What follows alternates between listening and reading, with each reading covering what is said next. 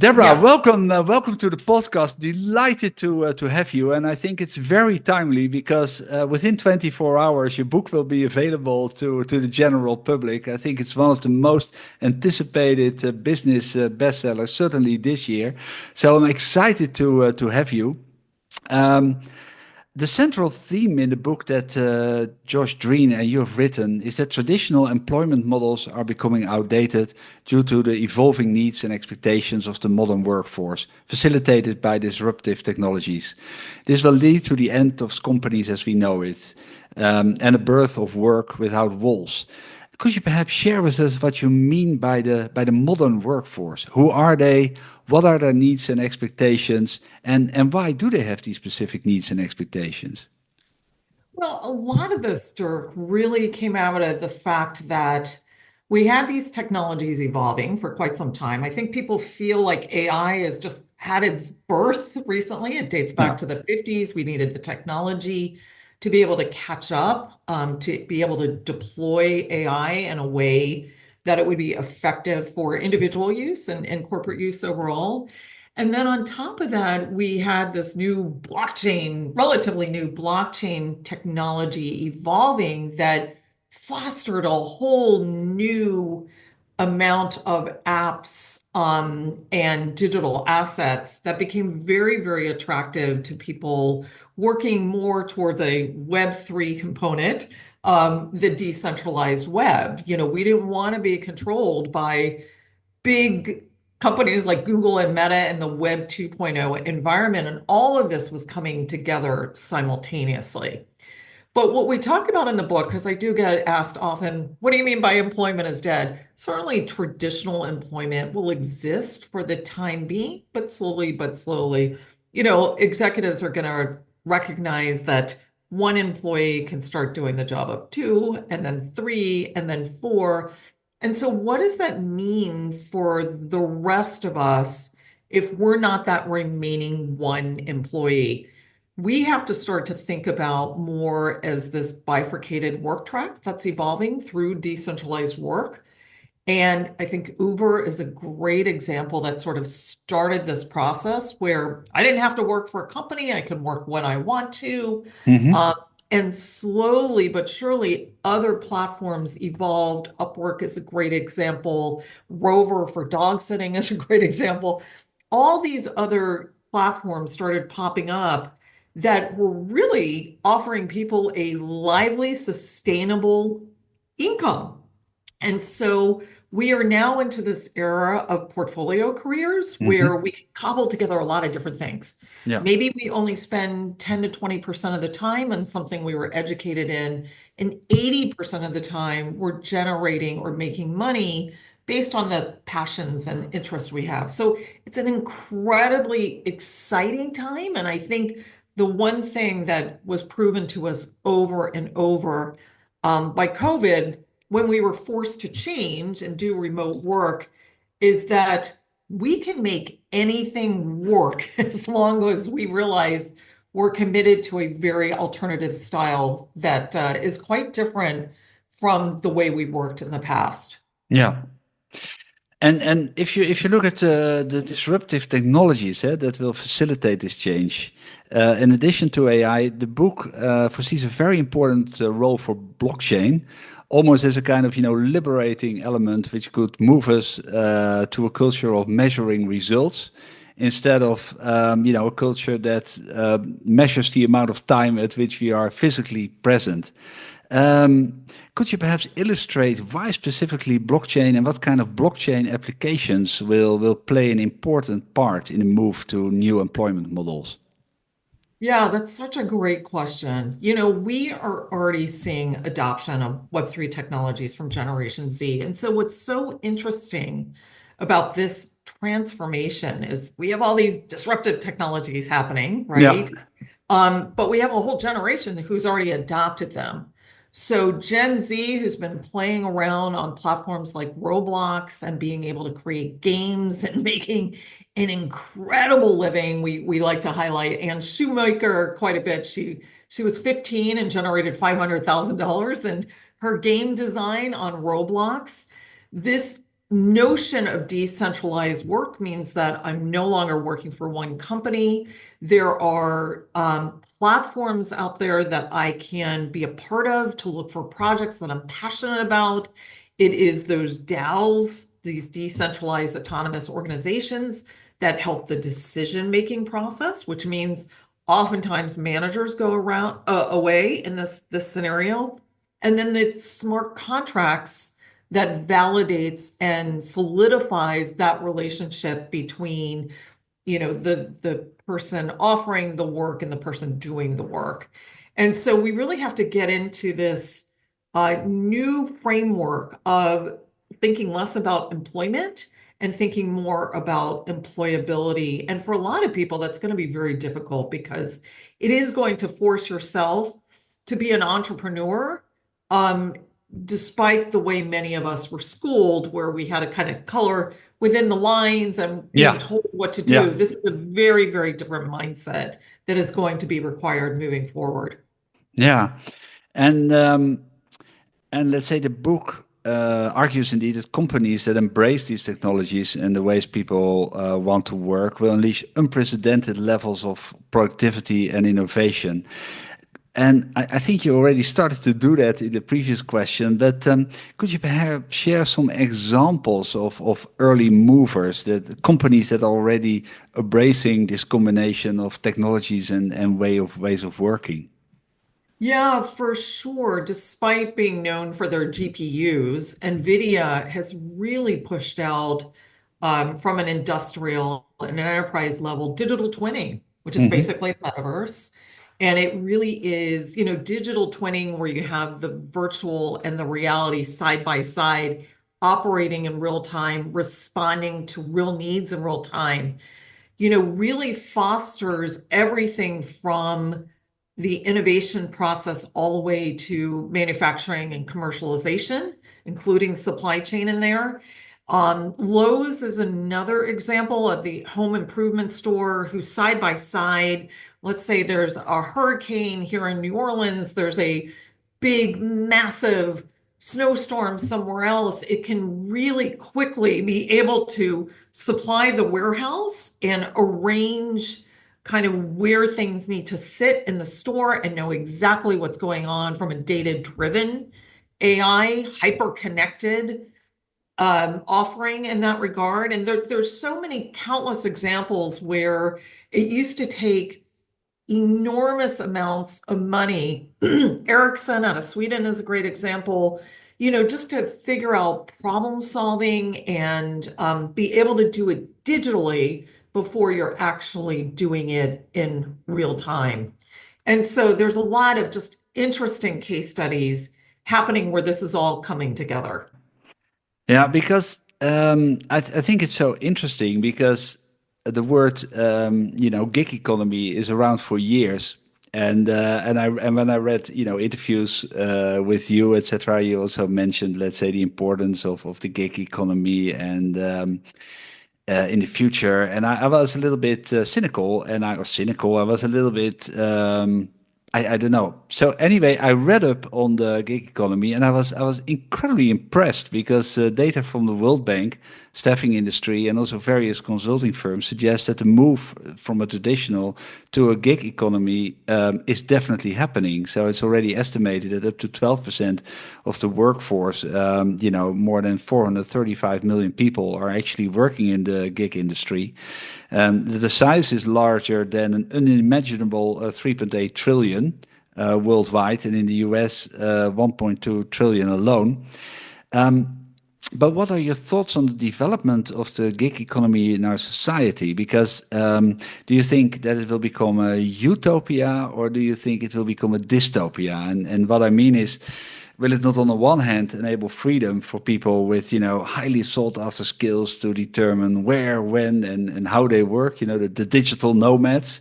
Yes. However, on the other hand, will it not put a large portion of the workforce in a vulnerable position? Because what you said, a lot of people have not been schooled as entrepreneurs, and may place, a tremendous amount of importance on traditional benefits like protection against unfair dismissal, social security, pension provisions, etc., etc. How do you see that playing out? Everything is being disruptive Hmm. from the technologies themselves to the way we work to government's role, right? Overall. I actually think we're going to come back full circle in the sense that we're going to be better stewards of our community, certainly Hmm. better stewards of the world. Yeah. We all don't need to be commuting to work at the same time. We can actually embrace life stage flexibility. And what I mean by that is if you're a young person and you want to be in the office 5 days a week, we can have staggered work schedules to really have a much greater impact on, just carbon emissions by commuting.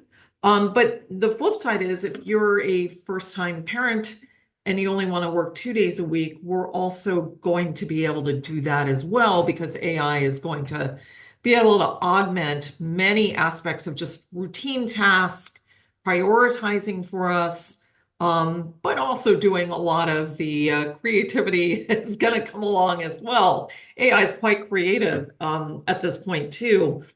So I think it's going to allow us to rethink every aspect of our lives and how we want to spend time. And let me say, excuse me, as an American, we've been wanting that European lifestyle for so long where you could take the month of August off, you can work a shorter workday. And I think we are actually coming to that realization fairly quickly. Hmm. Kind of the importance of, yeah, I mean, kind of not life work balance, but life work integration. It's a fusion. You're Yeah. exactly right. It's not about the work-life balance. It's really about the fusion between the two. And we tend to think of work as such a dirty word. And it's not when you love what you're Nee, doing. So if you're nee. actually, It's got a you know, social component, a developmental component, self-realization component. I mean, I'm a big proponent of Carl Jung, so it also got a big individuation component. It has a lot of things to offer to make us a complete person.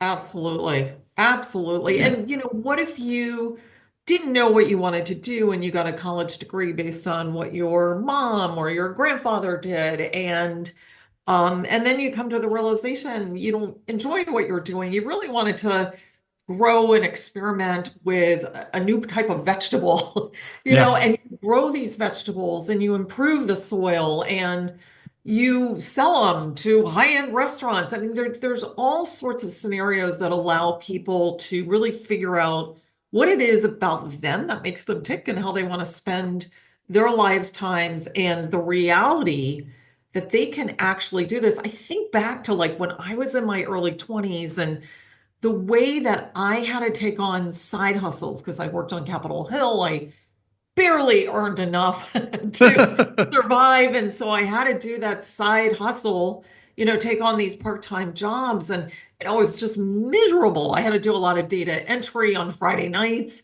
You do what you have to do, but now, these young people are really, really blessed because they can be digital nomads. They can make a very viable living anywhere in the world and not being tied down by a mortgage or, postponing marriage and really getting to experience the world. Yeah. And in that context, and also what we discussed earlier, it will require quite some adoption, right, from people who see themselves as employees. So in that sense, the book contains yeah, some very, very important calls to actions. But and if you think about individuals, what are the biggest challenges that you think individuals will face in this new era of work, and how should they prepare themselves? In other words, what is the mindset? What are some of the hard skills? What are some of the soft skills and experience you recommend them to develop in order to navigate this changing, you can't call it a job market, but work market of, yeah, whatever way we want to call it. How do you see that? Well, the same way that I think that individuals or experience that the corporation is too. The biggest challenge right now is adoption. And there's fear of the unknown. Hmm. For the organization, their data may not be up to par in order to be able to deploy AI in the most effective manner, particularly when it comes to outfacing sales or customer service. So there is a heavy lift that comes along both for the executive making that decision to adopt AI more and more into the workplace.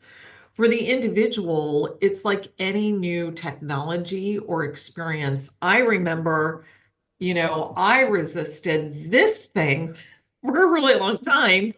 I was on the BlackBerry, and prior to that, my Motorola flip phone. I And know a lot of people who had a similar passion for blackberries. Yeah, yeah, yeah, yeah. yeah, And so I wrote about this in one of my past books, Secrets of Silicon Valley. There's this adoption rate that happens, right? You can't fathom why you need this technology in your life, and then you start to use it and slide along the scale, and you get to a place where you can't even have it be a foot away. no, And no, now it's like a drug, it's an addiction. And so what I tell people is just if you're not comfortable with any of the current platforms like Anthropic's Claude, ChatGPT, Gemini, just challenge yourself an yeah, hour a week just to toy around and play around and figure out what it means and how these technologies, these AI components, can be so helpful. I mean, truly, by the time I finish the statement, and AI has far done a more extraordinary job in something that used to take a human a day, a week, a month. yeah, It's done. And yeah. so it does free you up for much more important and meaningful things. Um, and I just think it's the most extraordinary transformation that we're hitting at work. Hmm.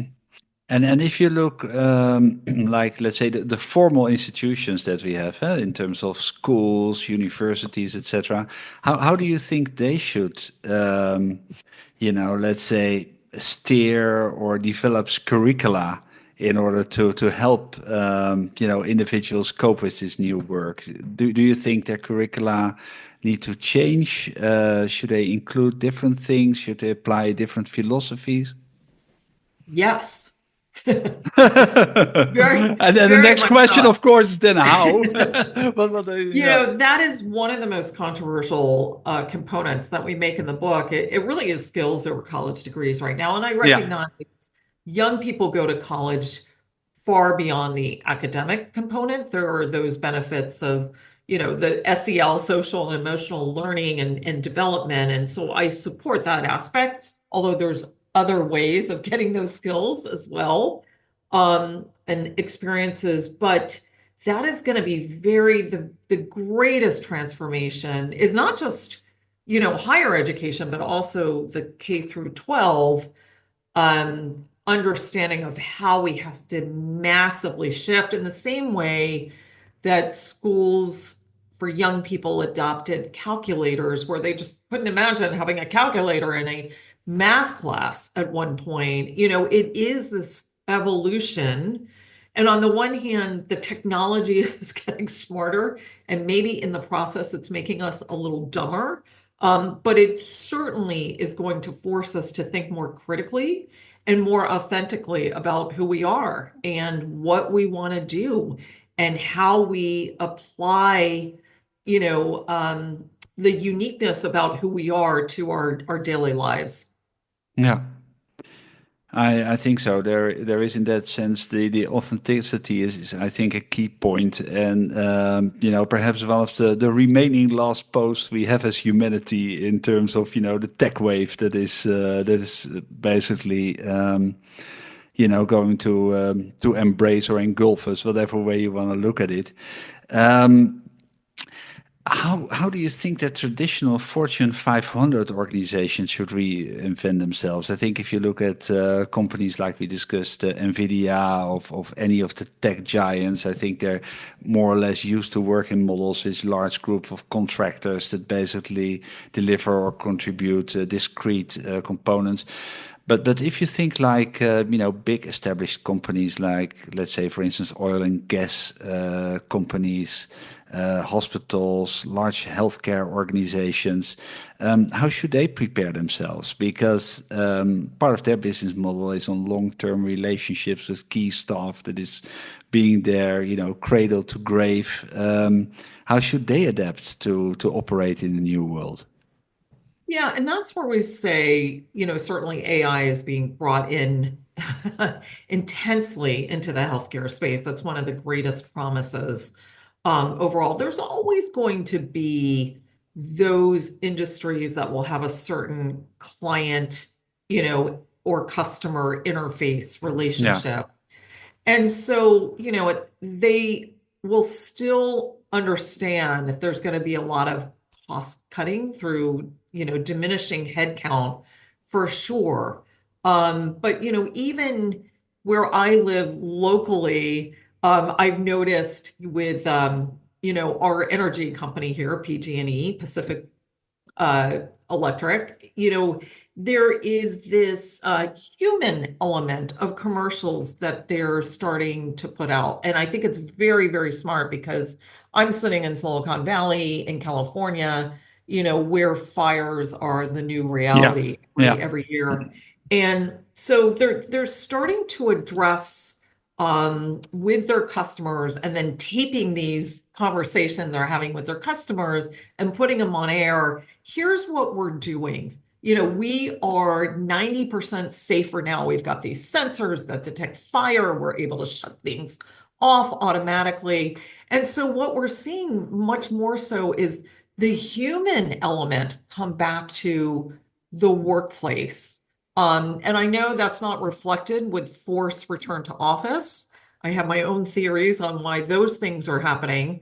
But we need to get to this place where we're past Taylorism, which was the management work style Yeah. set in Yeah. 1911 by an engineer who Yeah. said, people have no feelings, they have no emotions, they're just cogs on a wheel.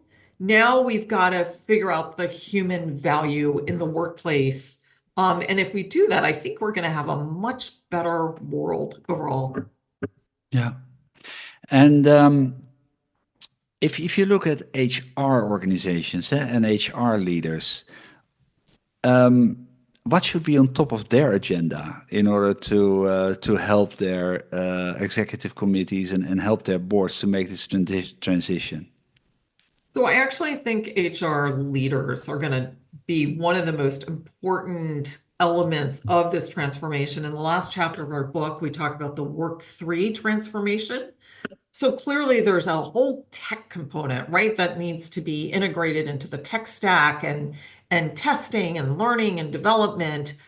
That's always going to be evolving. So that's going to be taken care of from your chief AI all the way down. But the people side of the transformation roadmap, which is 12 steps that we have in the back of the book, is really about communicating with your people along the way, making them a part of the process, bringing them on the train, talking about their fears, figuring out where they need help, allowing them to do things very, very differently than we've done in the past. Allow them to experiment experiential new technologies that they're thinking about bringing in and allowing them to weigh in. Even if you every Friday bring in new tech for people to be able to circulate around and experience. Make sure in real time you're understanding where the wins are, yet where the challenges are, and address those challenges. So I actually think HR is going to become very data driven in addition to understanding those anecdotal testimonies to understand how we best shepherd people along. Because the reality is, if people who've been in the workforce for decades, if they don't adopt this new reality, we've got a whole generation of young people Yeah. coming Yeah. in who already know it. Yeah. Yeah. I think you're absolutely right. And in that same context, do you also see a role for national governments? If I look at Europe, for instance, you see, for instance, a number of governments getting more and more critical about the gig economy, almost obliging companies to hire people that, used to work for them. And on the other hand, this change is inevitably going to happen. Um, if and how do you see a role for national governments in this whole wave of change? The challenge we have two challenges, right, for governments around the world, and I did work in Washington, D.C. for 18 years on Capitol Hill and was appointed at the White House. And so I understand the fear. This without a doubt, on one hand, is the next arms race.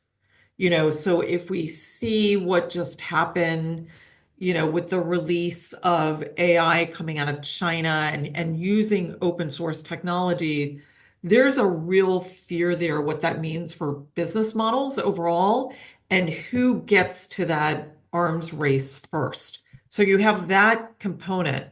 The flip side is this is all unprecedented in the most black hole unknown we've Yeah, ever experienced in our lifetime. yeah, And so at the same time, you want to do the sprint and run as fast as you can, the levers to be able to protect people, individuals, governments, the world at large is really unknown. I mean, we're looking now at agentic AI developing quite rapidly, where that's the really the symbiotic relationship between robotics, data, AI, machine learning, all coming together at once. I mean, how fast are we going to get to that place where robots actually not only take over our jobs, but take over our military, and then potentially turn on us, not to sound too dystopic, but it's all there. It's all moving in that direction. yeah, So to have an arms race going on, not just with China, with, Russia, North Korea, Taiwan, just across the board, who is going to get to those heights yeah, the fastest and not having the level of protective measures along the way yeah, is quite daunting. It's yeah, it's really one way or another, somebody's going to get there, yeah. and we don't want to be second here in Silicon Valley. No, no, no. I think you're absolutely right. I mean, I think there is, let's say, definitely. I think with what you and I discussed prior to the interview, with let's say all the recent technological innovations from China, there is definitely an arms race going on, and whilst we are in that arms race, we also have to develop the controls that we feel comfortable with, rather than develop controls first, then race later. It's now we have to do it concurrently, and that's quite an adventure. Yeah, Yeah, and then you've got a population of many countries around the world who don't even care about their security or data using being no, used to be able to track people and understand them yeah, better. I almost think in the interim, that's the bigger fear overall, how data is going to be used against us from ByteDance and other Chinese apps like TikTok, that people seem to be adopting around the world. So, it's it is the most exciting transformation, but the unknown is unprecedented. yeah, yeah. That's right. It's kind of unprecedented territory where we are Yeah. moving. Yeah, yeah, yeah. It definitely remains interesting. What struck me getting back to the book is I've rarely seen, let's say, a business book that prior to being published already got so much traction. I think everyone is very eagerly awaiting the release. Because you and Josh have been asked for a number of interviews and webinars. Large numbers of people, very prominently, including myself, are looking forward to reading it and have pre-ordered it. Why do you think so many people at this moment in time are interested in the book, in the topic, and are looking forward to reading it? We didn't plan it this way by any means. This book actually sold to HBR over 3 years ago. it was just this spontaneous combustion of things happening in the world, not just the technological development. We're seeing a real global shift in geopolitics around the world, and people really questioning the role of government and whether they support their current government. And when you have all those factors going on, there is fear, but there's also opportunity. And so I think to be able to learn not just about generative AI and what's to come, but also, for people who are maybe not crypto enthusiasts like you and I are, maybe it's about time to learn about digital assets Yeah, and what's going on in the metaverse and how young yeah, people that's a whole new economy developing. Is just what I think Roblox made about $900 million last quarter yeah, just on the sales of digital assets. So, there's so much shifting and there's so much where there's a dramatic departure of anything we recognize anymore really coming to the forefront. And I always say, look, people established financial frameworks and governmental frameworks and someone said this is the way it is. But now we're seeing where people have the ability to come together in communities. yeah, Reddit is a great example yeah, of this, yeah, and it can actually, what was conceived to be impossible is now possible. So we cannot underestimate that currency of community. And I think just our book, Employment is Dead, kind of speaks to communities that have just kind of said, we're done. We don't want to be controlled anymore. We're not 2-year-olds in the workplace. We don't want to be asked to return to work. We don't want to be monitored how long we're sitting in our chairs or typing on our computers. Just let me be and let me figure out how I will contribute in this world. Deborah, thank you so much for your time and for this interview. We discussed a number of aspects around, let's say, the future of work, um, the future of employment, or rather the death of employment. Are there any aspects that we have not discussed which you think would be important for our listeners to highlight? So the tech element is one thing, but what Hmm. employers or executives need to learn now is they got to adopt an entirely new mindset of who is contributing to the success or failure in their workplace. And it's really critical to understand it takes an entirely new mindset.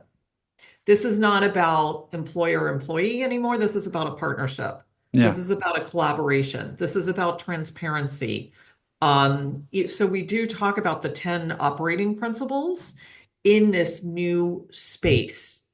And I think we will find if we treat people better and allow them to work on their terms, right? Not everything has to happen in 9 to 5, 8 to 6. Um,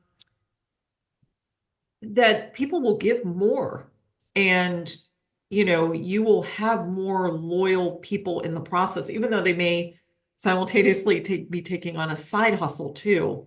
So let's just make work more human overall and recognize that this is really an incredible opportunity in front of us to really rewrite the rules and what exist as we've known for so long. We have an entire opportunity to create a new vessel. yeah. Well, thank you so much for your time, and thank you so much for this conversation, Deborah. I'm looking forward to reading the book, as I think are millions of people at this moment around the globe. So thank you so much, and yeah, looking forward to meeting you again one day. Yes, yes, absolutely. I'll look for it. I'll be in Europe 3 times throughout this year, so would love to connect. Super, let's do that. Thank you very much, and bye bye. Thank you.